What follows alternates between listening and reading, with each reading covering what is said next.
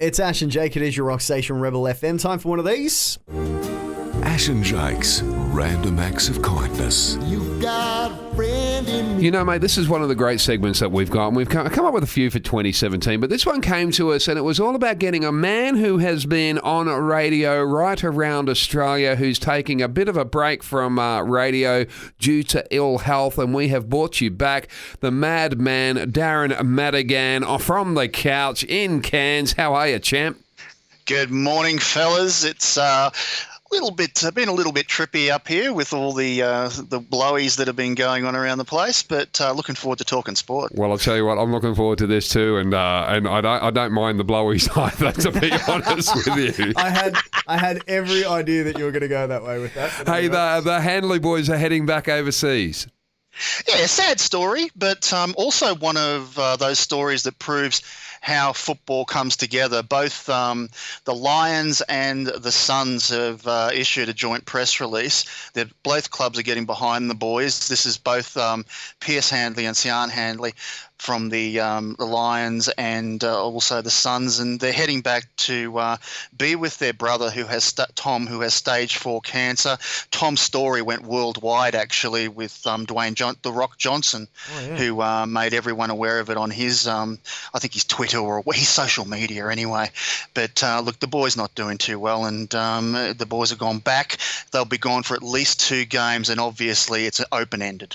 Hey, the clubs are just saying, you guys do what you need to do. The upside of this too, though, of course, you've just gone through round 1 of the AFL. Now, I believe something like 400,000 people supporting the round 1 games?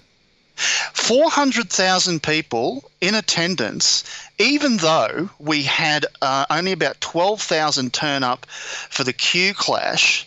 Although, funnily enough, the ladies' grand final, which was held at the same ground, ended up with 15,610. Now, we should point out there was free entry to the ground, and there was also free transport as well, opened up from Brisbane to get down to Metricon Stadium. But tell you what, great effort, 15,600 to the women's grand final. But once again, the AFL shows that when they put their great rivals together like Richmond and Carlton and all those teams at the MCG, it just rattles up the numbers. Hey, Daz, I was just wondering, Grant Denyer over the weekend, did he have a bit of a spill?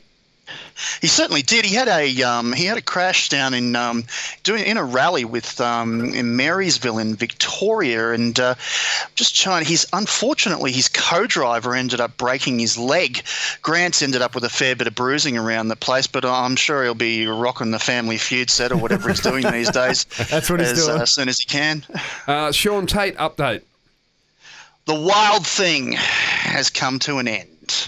The man we all nicknamed the Wild Thing because he once bowled a ball of 161.1 k's an hour against England. He only played 3 test matches and tried to reinvent himself in the shorter form of the game. He struggled with injuries. His body was a little bit Bruce Reedish in that it would fall apart and you'd have to sticky tape it back together. But unfortunately, he's announced his retirement on Monday. Now, one of the great things about this is if you play sport, golf is probably the one to get into. Talk about a payday. Oh, Dustin Johnson, number 1 player in the world coming into the Masters.